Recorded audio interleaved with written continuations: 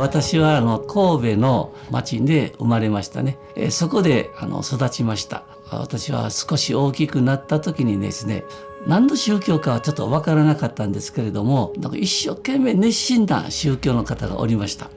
でその方がね、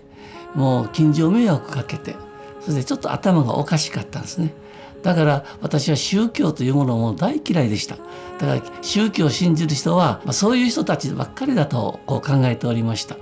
で神戸を生活した後、中学、3年生の時に実は親父が失敗をしまして、お金がなくなって大阪に変わってきたわけですね。学校も変わりましたし、友達も亡くなりましたし、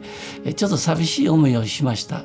高校の時にはお金がないから働きながら夜学校に行くというですね、非常に大変なことになりまして、でそうして学校と仕事と一緒にやってた時に、だんだん体が弱くなって検診で肺結核ということを診断されまして、入院することになってしまったんですね。その病院の中に将棋のとても上手な方がおりまして、将棋をしないかという誘われて、将棋を一つずつ教えてもらいながら進めました。でもやっぱり段のある人はね、勝てないですね。何しても負けてばっかりいますので、とうとう腹が立ってですね、自分のわがままでやめたということでやめたんですけれども、自分は負けず嫌いでありましたから、人と付き合うことも、自分が一番でないといけないと。そうなるとだんだん友達が少なくなって、より孤独になっていきましたね。わがままだということは分かるんですけれども、なかなか治らないね、そういうことがありました。でたまたまその時に部屋が変わりまして、隣のベッドに、中学校の当時先生だった人がおりました。でその方が毎日のように分厚い黒い本ね、風呂敷に包んで、小脇に抱えて出ていくのでね、でどこ行くんですかと聞いたんですよ。でそしたらキリスト教の集会だと言うんですね。宗教を信じる人は頭がおかしいか近所迷惑をかける人だという、そういうイメージでしたから、その中学校の先生はところが全然違って、とてもおとなしくて賢くて、とても好かれてた人ですね。いつも聖書を持って出ていくのでね、どこ行くんかというと聞いた時に、君も来ないかということで行きました。最後にはイエス様の生涯に関する紙芝居をしていただいたんですね。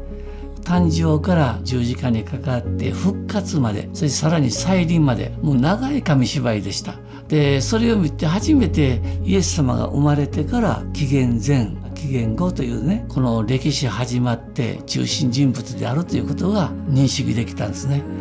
帰る時に聖書を読むんだったらあげますよと言われたんですね。もらって帰って、でも読む気はしなかったんですね。しばらくしたら重症の方が病院の中におられて、その重症の方にちょっと聖書を読んであげてくれないかと言われたんですね。毎日夕食の後読みに行ってあげました。ずっと寝たきりでしたけれども、私が聖書を読む聖書をずっと聞いておられて、その人は実は先に救われたんですね。